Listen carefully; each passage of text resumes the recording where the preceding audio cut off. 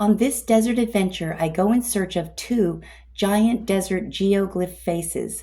Just a little over an hour and a half from Lake Havasu, I find two of these unexplored archaeological sites deep in the heart of the Southwest Desert and only accessible using four-wheel drive. Hi, my name is Jenna Bosiger. Hit the subscribe, like, notifications for more mysteries, discoveries, and revelations about the planet and the unknown creatures that live here. Join us as we venture down these bumpy, rocky roads with just our Google offline map to guide us through the remote desert terrain, looking for these two giant, unexplained geoglyph faces in the desert wilderness. The mystery only deepens. I'm able to get a closer look using the drone and a camera, and I'm able to see the ground for myself, and I find hundreds of these deep gouges like slash marks carved into the earth and surrounding the second face. I have no idea how either one of these faces were made. It's almost like they were made by a machine of some kind. So the faces were not close to each other. They were both along the same main road, but we had to drive from two different locations off of the main road. We were only able to drive as close as we could, and then we had to get out and walk to the location on foot. So I'm no longer on a mission to prove that they are real and not a case of pareidolia. I no longer think that I'm the first to have discovered them. I think they probably exist on a secret database somewhere. And I found out that the government admits to keeping some archaeological locations secret from the public to prevent vandalism and looting. So I'm not going to be getting any recognition for finding over 400 of these giant desert faces and archaeological sites because the government would prefer to have them remain unknown, unexplored, undocumented, and unquestioned. Vandalism at archaeological sites is common here in the US, and I've given it some thought and I've come up with the most logical reason. It's because the citizens here are from a government that conquered this country, including any and all people who previously lived here.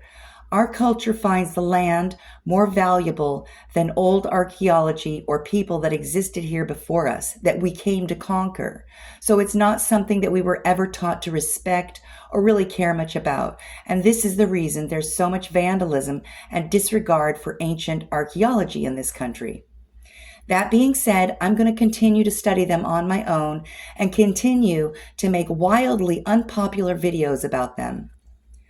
All 400 faces are almost the same, including mathematically.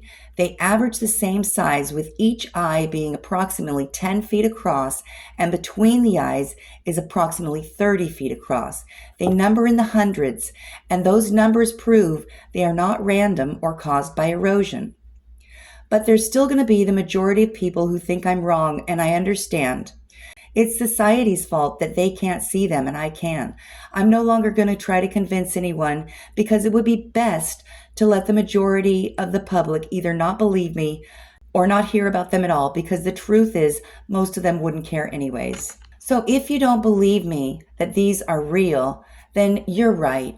And for the rest of you, let's continue to learn more about them and how we were made. It seems like they were made by a machine, like they were printed, and they don't look like any of the nearby geoglyphs.